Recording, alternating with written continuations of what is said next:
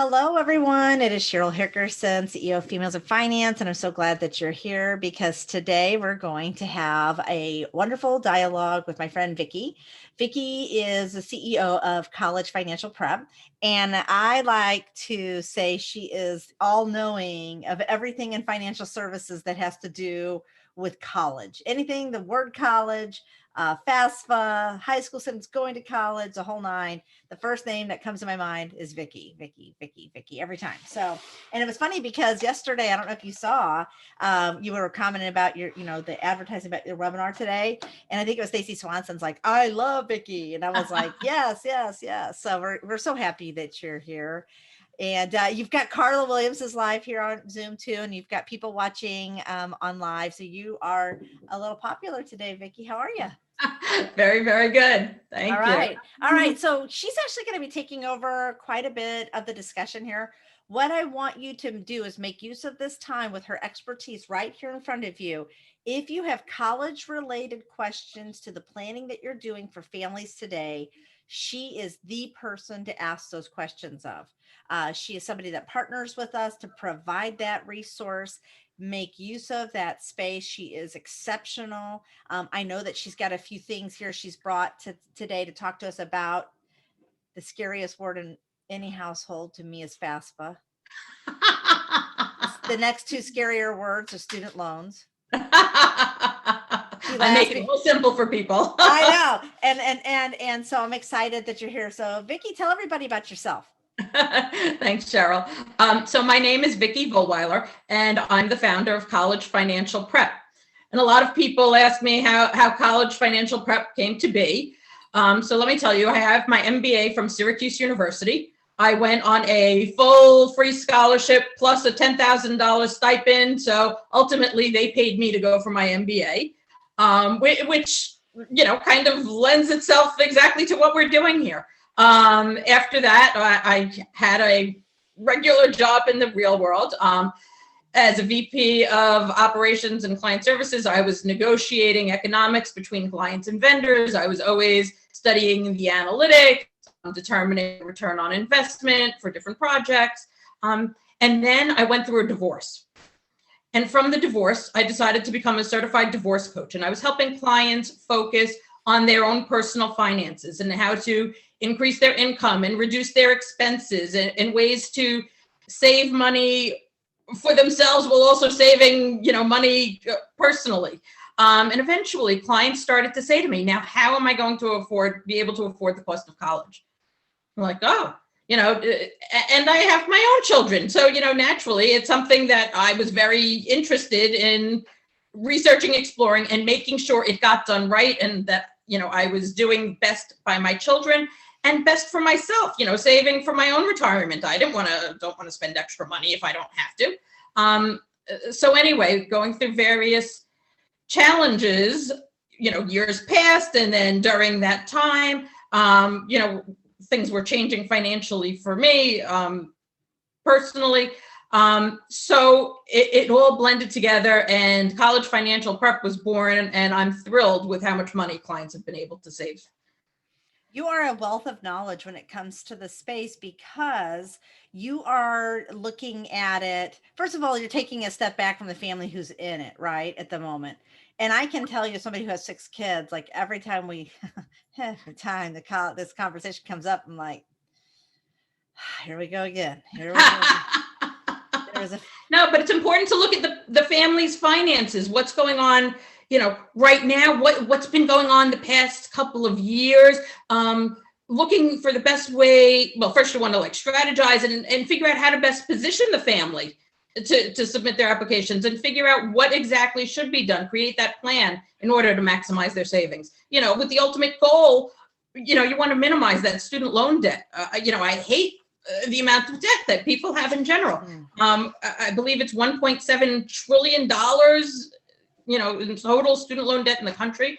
I mean, just the numbers and it impacts. And you know what, real quick, I want to dig into those numbers for a second of the stuff that I know on the very superficial level of the student loan debt out there. Women, people of color are carrying the most amount of debt. There are so many there were so many divorced moms that I work with. You know what? Let me say this. There were also custodial dads that I work with, and it's just amazing, like what they have to do and go through it. And of course, everybody wants what's best for their children, but it may not make the most financial sense. So I'm not here to make the decision on what college their child goes to, but I want people to be informed and educated, and so they're making those decisions for themselves, and they'll understand the ramifications of each decision. Yeah, so people are, just so we're clear, are not coming to you and saying, so my child got accepted to this college or this college, which one should they choose, Vicki? That's not your job. No, but I'll go through those numbers with them, and maybe we can, and we'll get into this, maybe we can negotiate one college versus another. Maybe there's been this huge change in circumstance for the family, whether it's a divorce, whether it's a job loss, during the pandemic, whether there was something like a downward modification and there's less income coming into that household. Maybe there's something that we can file an appeal and help that family save more money. Exactly. And so I just want to be really clear, because I think sometimes people think that that's what your role is, to come and help them choose the school. And rather what you're doing, you're just giving them the instrument of stuff to be able to do that with. Right. I see Carla's raising her hand. You can Carla, just so you know, we're pretty friendly here. You can just come off mute and ask a question. Hi, Carla. Hi, how are you? Carla's in New York as well. Yes, oh.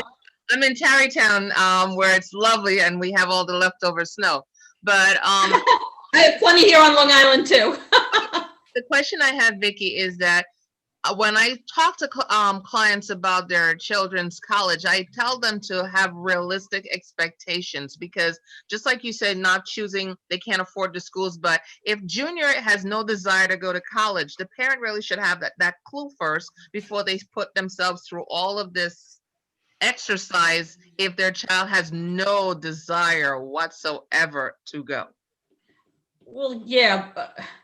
I mean, yeah, they're not going to go through every part of the process if the kid's absolutely not going and the parents are on board with not going. However, if the parent and the child is trying to make a deal, try community college for a year, then yeah, there is some of this that they need to go through.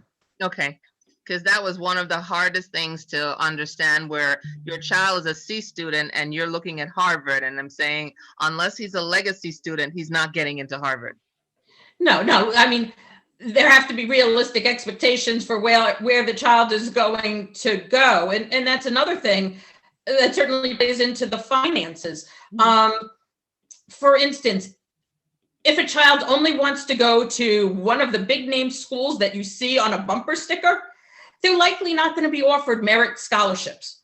Schools are businesses. They want to attract people. It's not necessarily going to be the big name schools. They don't have to try as hard to attract people. It's when the parents and the child both have flexibility in where they're going to attend is likely where you're going to find the most free money, the most in merit scholarships.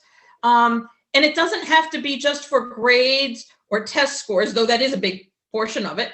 I mean, as we just said, we're both in New York. Say there's a school in the Midwest that, draws more of a regional crowd as opposed to New Yorkers, and say they're looking to bring in New Yorkers. They may offer more merit scholarship money to entice that student to come to their school.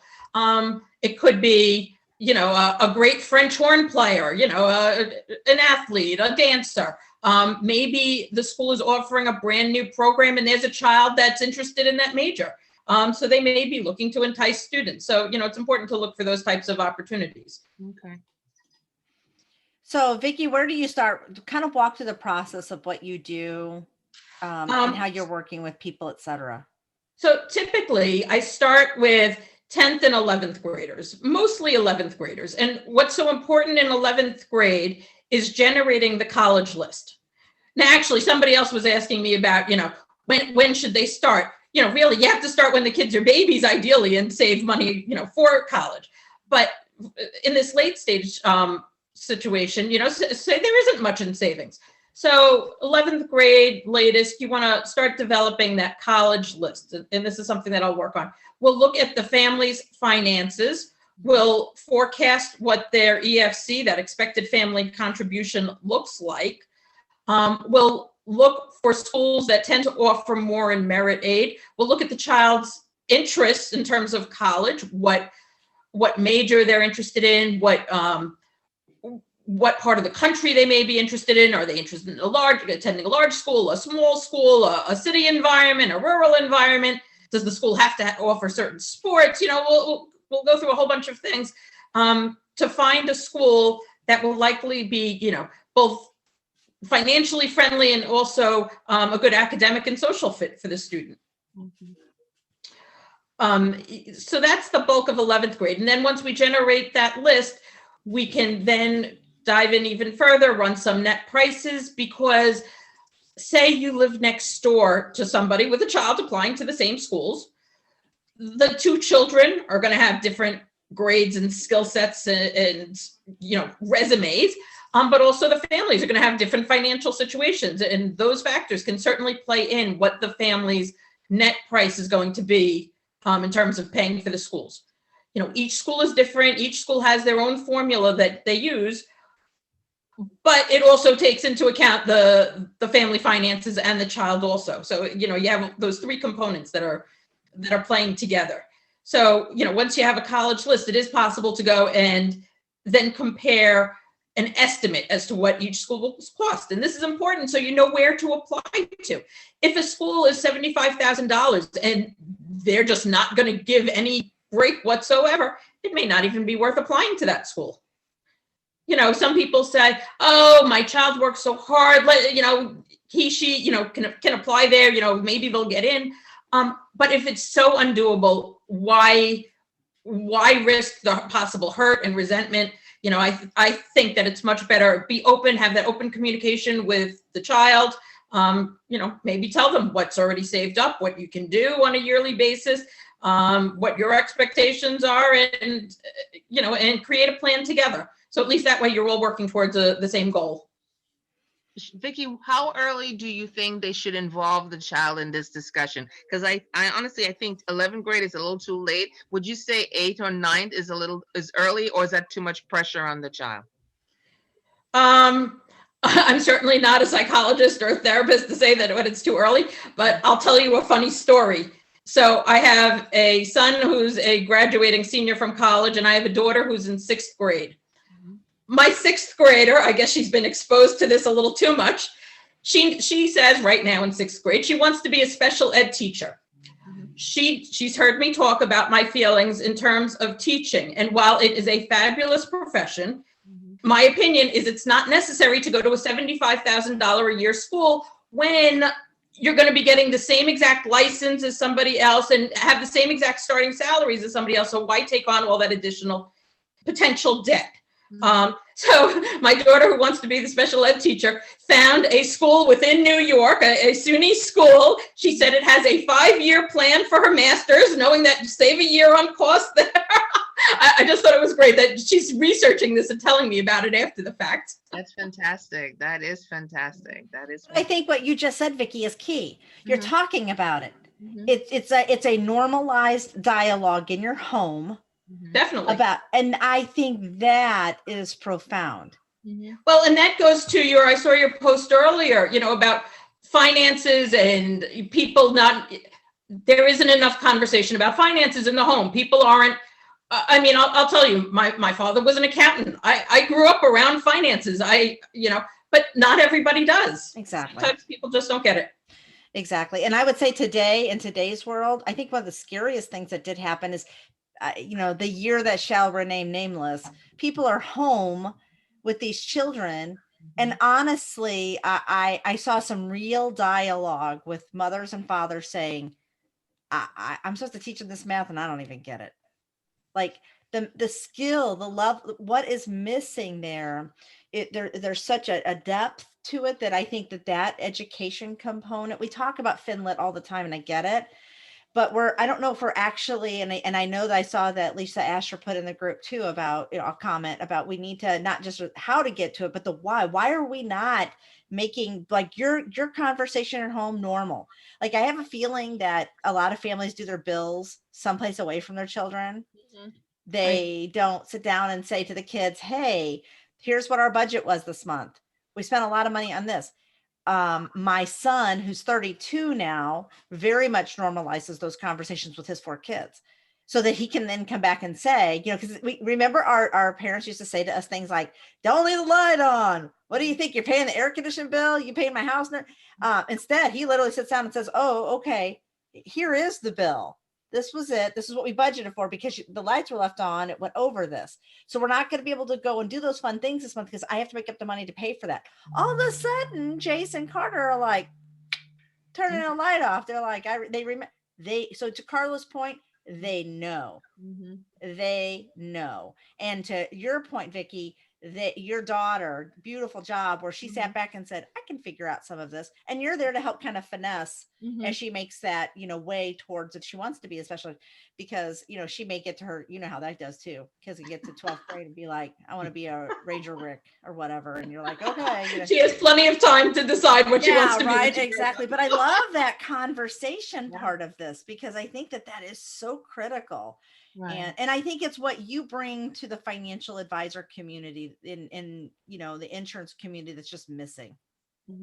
Normalizing that dialogue, not getting it on the other side when they're sitting down going, "Wow, look at that $125,000 student loan debt." Okay. I try to make the process as easy as possible for people. And people often think, oh, all financial aid is filling out a FAFSA form. No, really, it's a whole process, different things to do to help. People want to save money, early on, save money in their accounts to pay for college. But people, of course, also want to save money on the cost of college. And it's important to do a variety of things to help that savings. So it's not just filling out a FAFSA form. A lot of people think, oh, I'm not going to qualify for FAFSA, so I'm not going to fill it out anyway. And they just don't take any steps to help reduce the cost. They just hope and pray that they're applying to the right schools and the school will give them money, and the school doesn't, potentially doesn't give them money. Then they're upset and they don't know what to do. Seriously, I've had people call me, the child's about to go to college the next day. "We can't afford this. What should we do?" By then it's too late. It's really important to plan ahead. Yeah. I concur. I do too. I think that's so important. And I have to tell you too, for me, so I'm 50 and I look back when I went to school, my father made a deal with me that if I went to St. Louis University, he'd pay for it because I wanted to go to Mizzou. It was a party school. I was so excited. And I got accepted and he's like, no. So he did pay for me to go. That was such a gift and I didn't realize at the time, but there were also, things back in the day when I was younger, and Carla, Vicki, you guys probably remember too, and others watching right now, is that we could go and apply for a grant. And a lot of times we're accepted. Those have been so minimalized. I mean, getting access to that stuff today is like, it's just not there. So Vicki, talk through some of the stuff there that you're doing because I know you said there were some changes that are coming up that we need to make certain we're very aware of as financial service professionals and all of that jazz too. So something new that just happened, it's called the FAFSA Simplification Act. It's going to go into effect for the academic year 2023-2024. However, while that seems like it's a couple of years away, typically we fill out the FAFSA form starting October 1st for the year prior. So we're going to be doing that starting October 1st, 2022, but it's going to be using tax returns from 2021, which is right now. So it's really important to consider for everybody that has, upcoming college students and also people who have kids that are in school now and that are still going to be in school. So to your point, Cheryl, you're talking about grants and how, it's so hard to get them. But one of the things, on the positive side that the FAFSA Simplification Act is going to do is that for lower income households, it is going to make it a little easier to get grants. Good. However, on the not so great side, so right now, the way FAFSA works currently is that if there are more than 2 children in college at the same time in the household, whether it's twins or a couple years apart, whatnot, it takes that into account for the family and reduces the family's expected family contribution because now there's more college to pay for. That's going to be taken away. So that's going to, affect all families. Yeah. something else, and this is really going to impact families that are separated and divorced. So right now, typically, it's the custodial parent who completes the FAFSA form. Mm-hmm. Going forward, it's going to be the parent who provides more financial support for the child. And that in and of itself can create a whole host of problems. One parent, it's possible for them to provide more financial support, but yet they have no relationship with the child, and the support's going to end at 18, and they don't want any part of filling out a financial aid form. How do you, I just see a whole host of problems going on with this. So I'm actually speaking with a couple of people right now, a CPA, a mediator, to work through some of this, because I know myself, I have, quite a few clients that are going to fall into this, and I want to make sure that they're going to be best positioned moving forward. Right. I knew someone's child who fell into that category. The parents were divorced. The father was providing, child support, and he felt that his daughter was better suited to go working in a mall rather than going to college. So he was not filling out anything. He was not giving any financial information. And it was very, very difficult. And, his ex-wife was working in retail, and she saw that was a no-end job for her daughter, and she wanted more, but she did not have the finances to make it a go. So I hear your point, and that is really an area that some families are going to struggle, where the lower wage earner wants more for their child, but the person who has the financial resources saying, you know what, this is my limit, I'm done.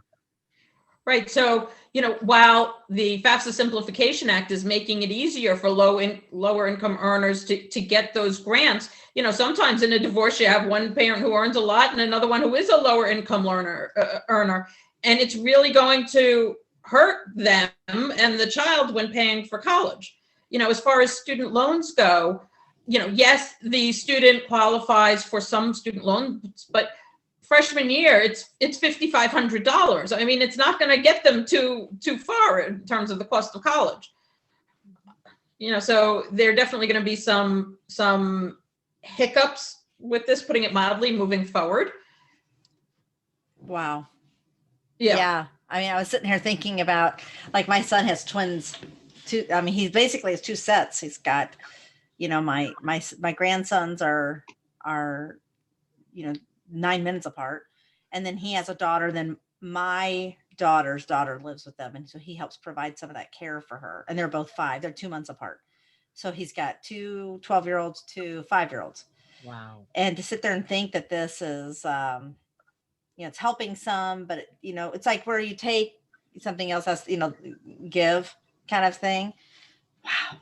Well, yes, one of my clients right now, a blended family, they literally have 4 in college at the same time. Wow. So it's not going to account for any of the 4 kids, being there simultaneously. Plus, you have the divorce situations and have to take into account which parent now is going to be completing it, and the remarriages and throwing that in. Even I'm not sure if you or everyone knows, if a parent is divorced and remarried, even though a step parent may not be contributing any financial funds towards the child, you still have to report it on the FAFSA form.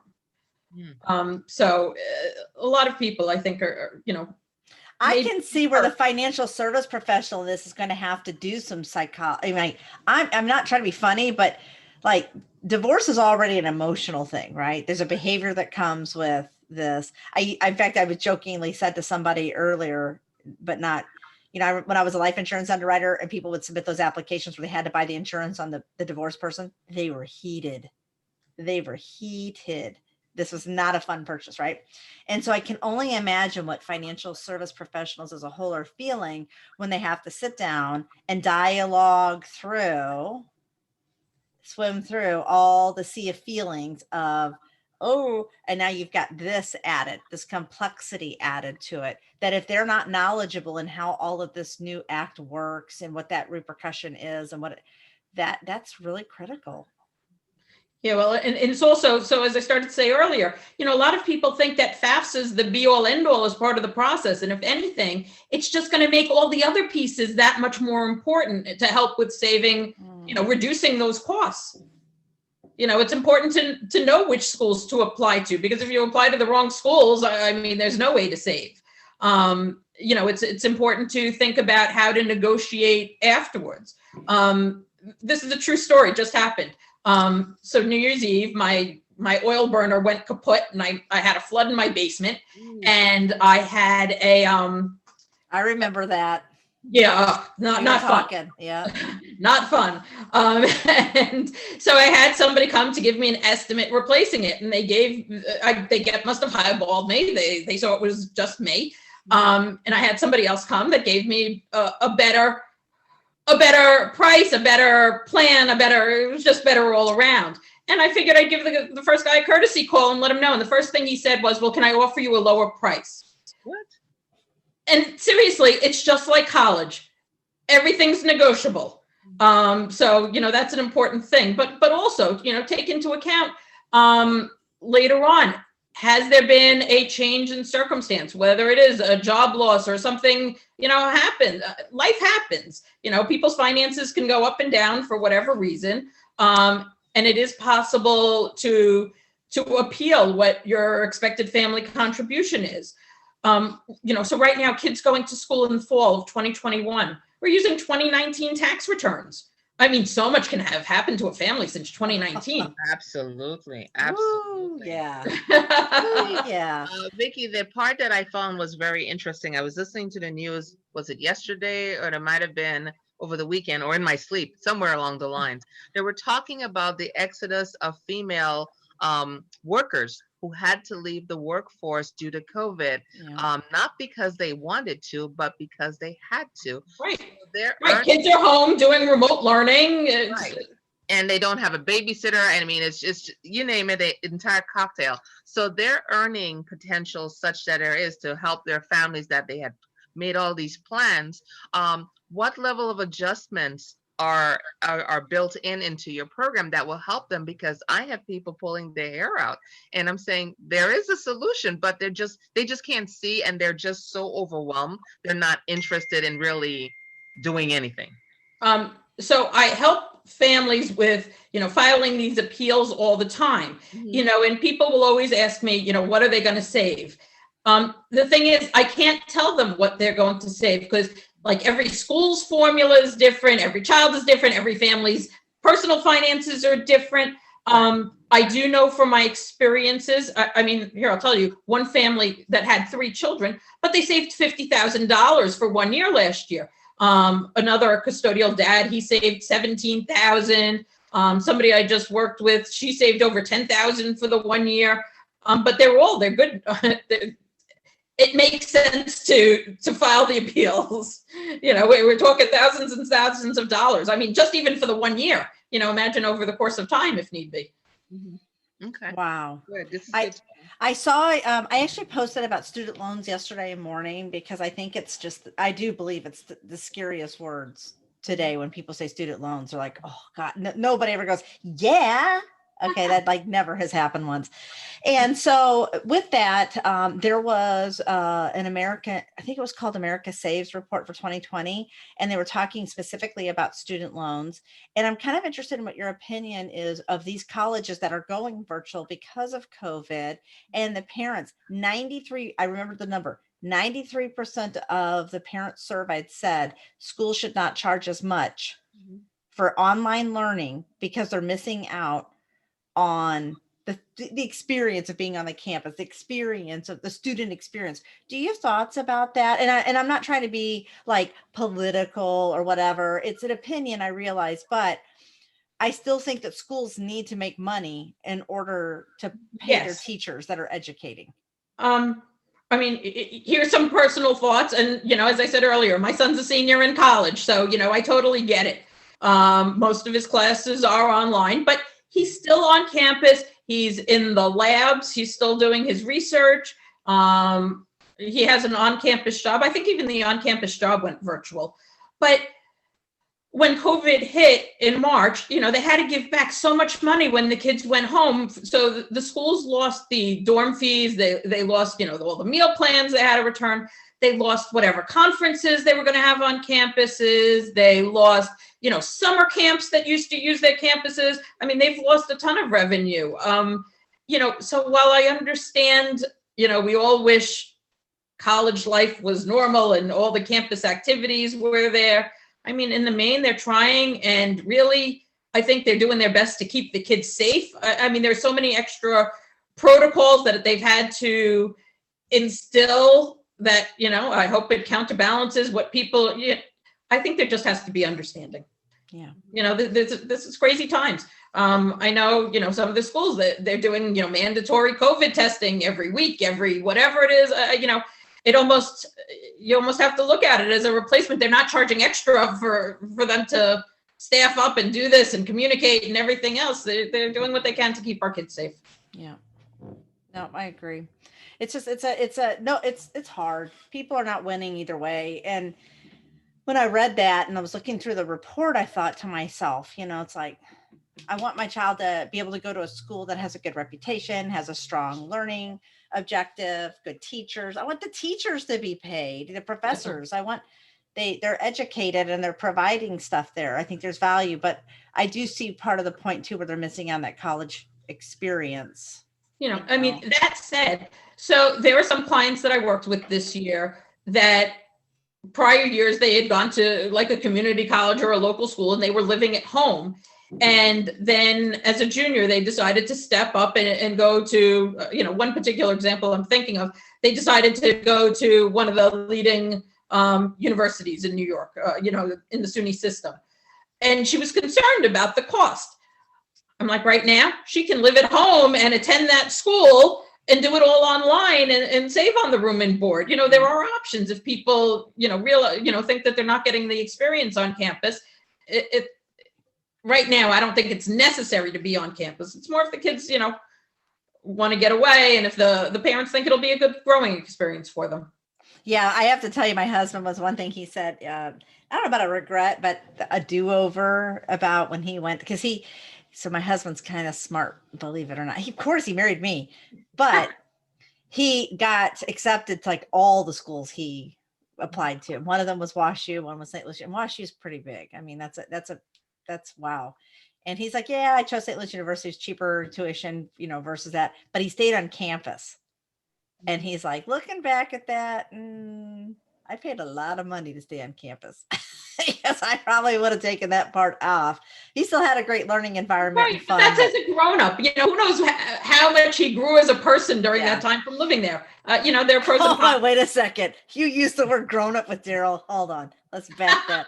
I will say Daryl is a grown-up. I gotta give him some credit. He is a grown-up. Marla knows my husband well. Yeah, I think for your point, Vicki, there's a socialization process that college provides, because my lifelong friends are the ones I met at college, that you don't get when you're remote, because unless you have a circle of people who have similar interests that you can bond with, you don't have that cohesion or synergy that helps propel you. Because I remember the study groups that we had, and we built bonds based on the fact that we all took calculus and all of us were close to failing it, but it helped you bond and you move beyond that. So I think there's something to be said, and if the colleges have that, then they can propel in cyberspace until we get back to in-person normal. But I think the discussion has to be had as to what is suitable for your child given their temperament, given whether they're outgoing or introvert. Those items also can be factored into the decision-making process. Yeah. And I think, Vicki, you talked about that on the previous one when we had you on one of these, where you talked about taking into consideration, to Carla's point, some of what your child's, what they can handle, right? So for example, like I have one daughter, 100% could do everything online. No problem. Got it. The other one would be like, no, I'm not learning a thing. This is not happening. And so I think that's part of too, what you have to take into consideration as you look at these kids, like, is this in their best interest? And I think too, we oftentimes are saying college as in like we go, we study books and everything. There's also vocational schools and technical schools, and we need, Mhm. Our vocation, we need people to do vocational and tech Definitely. school. And I know you help with that too. That's not uncommon to just the college university aspect is from an academic perspective. I mean, Right. it's still the same thing there is planning for that expense and going in that direction too, because every time somebody says something about, let's say, a PhD or whatever, I'm like, I sure like my AC tech guy that comes to the house. The person who put my fridge in the water, I love you, man, because I don't know how to do that, Right, and he definitely. does, electricians and stuff like that. So I think that there's a lot of skill sets that also think that parents are finding out about their kids. And I do think that the year that will remain nameless, a lot of things came from that too, where we started seeing our children's interest and maybe paying a little bit more attention Mhm. to all of a sudden it's like, that maybe they don't like to do that, maybe they don't like whatever. I think there's just a We're lot all to learn. home together much more now. We're all the kids aren't running out every second with their friends. I don't know who else feels this, what I'm about to say. I've made so many dinners. I don't want to cook another supper. I love my family if they're watching this back, but it's been a lot of suppers. Yeah. Okay. So But I think that the possibility of exploring what they're good at, the do it yourself became Yeah. the magic word in the nameless year, in which you saw what potentials that kids had, whether they want to go to culinary school, whether they wanted Yeah. to, go into construction. It also sparked creativity. I found that you may not have been aware that a child had an aptitude for a particular skill. And then you're seeing them in a different light because we used to have those windows of talking points. How was school? And they said, oh, the usual. Yeah. And then you moved on. You didn't delve deeper to say what was usual about school because you really weren't interested in, finding out the minutia of their day. And Oh, all of that learning Mm-hmm. could certainly be applied to the kids when they're filling out their applications. And this area isn't my specialty, but when the kids are doing their applications and they have to complete essays, and what did they learn during this time? What did they find out about themselves? Maybe they have new goals now that they realized because of COVID. Is things that they want to share and about themselves that will differentiate them from other people. yeah. And I love that so much. I am definitely one who's paid attention to, I didn't realize with Connor, like how much he knew about certain topics because now I'm here all the time, and I think that part's been, to Carla's point, has been great to kind of see at the same time, I got a 26-year-old out there who needs to get off TikTok because it's like every day. I'm like, Lord Jesus. All right, no, this is great. So talk about next steps. Now you talked about the new FAFSA Simplification Act, and then now how should people work with you? What's the best way? What that looks like. So for right now, it's 11th graders working on the college list. 12th graders, they should be done with the FAFSA application. They should be done with CSS profile if it's required by their schools, done with those financial aid applications. And right now, it's the 12th graders.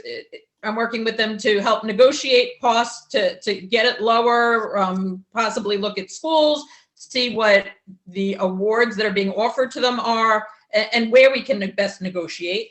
And then also filing those appeals for people that have had those changes in circumstance, whatever the change may be. But that's what I'm addressing right now. Okay. So, that's what people should think about if they have those changes and and what can be done, or reach out and I can certainly help and address that. I always offer a, free little consult for people to see if there's a plan that we can create to move forward. This has been great. We'll definitely make certain everybody has your contact information. That's easy peasy. She's around. I know how to find her. I did know about the New Year's Eve thing. I was feeling so bad for her. She was like, well, I got all this going on. I'm like, no. And I think that the stories that you share are really critical too. Like if those come up, obviously leaving things nameless, but I had this client who did this, and this is kind of what happened, because those sort of spark for many of us, like, I got a client that's kind of like that, because sometimes we might be thinking about it in the moment. And so I really hope that you'll continue to come back and, share some of those within Females in Finance, Vicki. Thank you. I appreciate that. Yeah, no, you're great. You're great. Any other questions? I know Stephanie Anderson's watching on Zoom, and we've got some people on Facebook, but I want to make certain that Carla's asked great questions. Carla needs to come to every single one of these, I've decided from now on. Bring on Carla. I will try, but Vicki, it's been really eye-opening, and I thank you because you've answered some questions that I have where I was stumped before when, what do you tell the client? And it's such a vast world out there finding reputable, the key word is reputable, people who have the information that can provide it in a manner that people can relate to, because if it's not, you're just like, oh, okay. And then they move on glazed. They have no idea what you said. They couldn't tell it back to you, and it's not helpful. So you have been really helpful in terms of that. So I'm looking for 11th graders for you. Oh, thank you. 12th graders too. And really, okay. even for parents that have kids in college, if there's, from the pandemic even, or whatever, the change in circumstances, you have to fill out FAFSA every year that the kids are in college. So if there's been some horrific change, definitely it's time to file an appeal. I do that plenty with kids that are already in college. And it helps them and their parents, but both need to save. Agree. I think Stephanie may have raised her hand on here, but you can just come off mute if you'd like, Stephanie, and ask, or if you want to put in the chat and I can just say it, whichever works for you. I think I saw her raise a hand on here, and your friend, our friend Priscilla is watching on Facebook, Vicki. Hi, Priscilla. I know. I love me some Priscilla O'Neill. She's also somebody that, Vicki works with too. Hey, Stephanie. Hey, so I felt like I was trying to clap, but maybe I raised my hand instead. Well, now you're here. I know. Well, I've just been you were in my purse for a little bit, then we were in the car together. Now we're finally at my office. So I've just been transitioning. So I didn't want to put anyone through that by, turning on my video or anything. But no, this was, just really good information. And Vicki and I had an opportunity to chat a couple weeks ago, or maybe it was last week. So yeah, but this is awesome. I said I was going to come, and I definitely appreciate the additional information that I picked up from what you were saying today. So thanks. Excellent. I appreciate that, Stephanie. And I really am the Simplification Act piece. I hope that you'll continue to come back and update us on this. I really think this needs to dialogue out a little bit more, because I really don't know if people understand. And like I said, if they're not watching live right now and they watch the replay later on, please reach out to Vicki and talk to her. That is the Simplification Act is something that I'm working on with a few other professionals, because we want to be able to help people from a legal perspective, from a tax perspective, from the financial aid perspective, and make sure that it's all well thought through so we can properly advise clients going forward.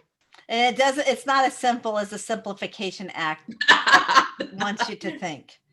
What is being simplified is they're reducing the number of questions being asked on FAFSA. It doesn't say that they're getting rid of the difficult questions on FAFSA. They're just asking less questions. There you go.